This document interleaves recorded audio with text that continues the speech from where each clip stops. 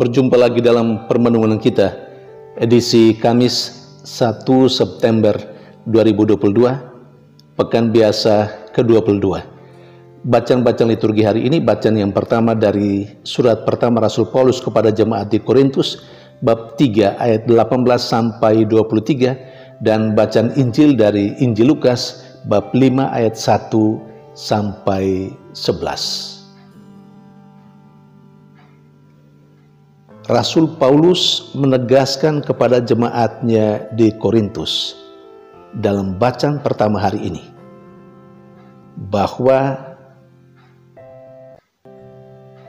manusia, termasuk jemaatnya di Korintus, untuk tidak memegahkan dirinya, untuk tidak sombong. Karena bagi Paulus, kepintaran dan hikmat manusia adalah kebodohan bagi Allah. Bahkan ditegaskan lagi, hikmat manusia, kepintaran manusia sia-sia belaka. Apa yang dikatakan oleh Rasul Paulus dalam bacaan pertama hari ini kepada jemaatnya di Korintus, bahwa hikmat manusia, kepintaran manusia bodoh di hadapan Allah, atau adalah sebuah kebodohan di hadapan Allah, dan bahkan sia-sia, itu menjadi nyata dalam pengalaman Simon Petrus dan teman-temannya, seperti yang ditegaskan dalam bacaan Injil hari ini. Simon Petrus dan teman-temannya adalah para nelayan yang handal. Boleh kita katakan mereka pintar, mereka berhikmat kalau bicara tentang kehidupan mereka, tentang melaut, tentang situasi keadaan di laut. Mereka tahu persis, mereka tahu mau-maunya. Tetapi menurut bacaan Injil hari ini, Petrus berkata terus terang kepada Yesus ketika Yesus meminta dia untuk bertolak ke tempat yang dalam dan menebarkan jala. Apa yang Petrus katakan kepada Yesus? Guru, sepanjang malam kami telah bekerja keras, tetapi kami tidak mendapat apa-apa. Ini perlu dicatat. Sebagai nelayan yang handal, Petrus dan teman-temannya telah bekerja keras, tetapi sia-sia. Mereka tidak menangkap apa-apa.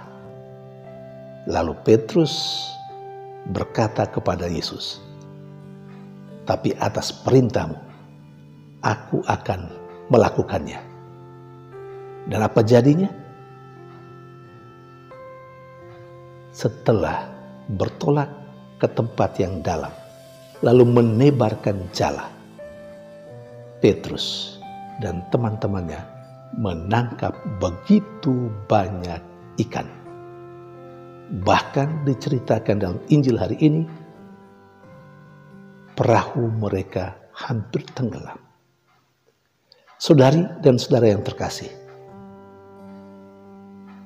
kita diajak melalui pengalaman Petrus dan teman-temannya sebagai orang yang berhikmat, orang yang pintar soal melaut atau soal kelautan, soal bagaimana cara menangkap ikan.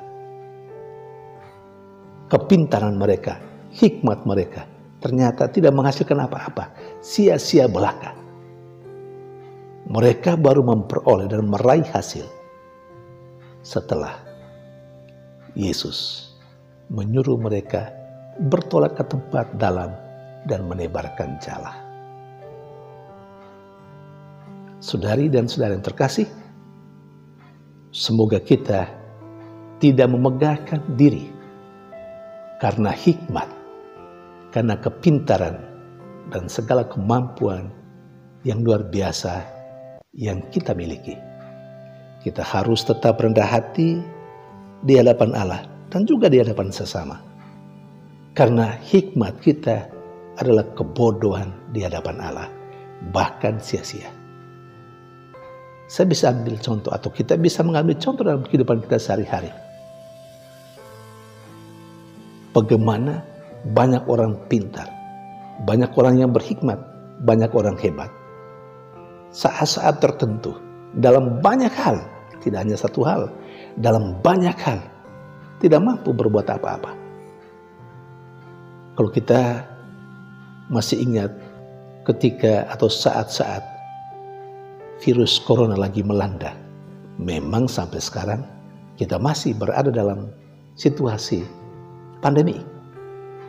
Tetapi saat-saat yang hebat, di mana virus corona varian Delta begitu hebat, manusia merasa kecil, termasuk yang pintar, yang hebat, yang berhikmat, menurut penilaian dunia, tidak bisa berbuat apa-apa menghadapi virus corona yang hebat itu.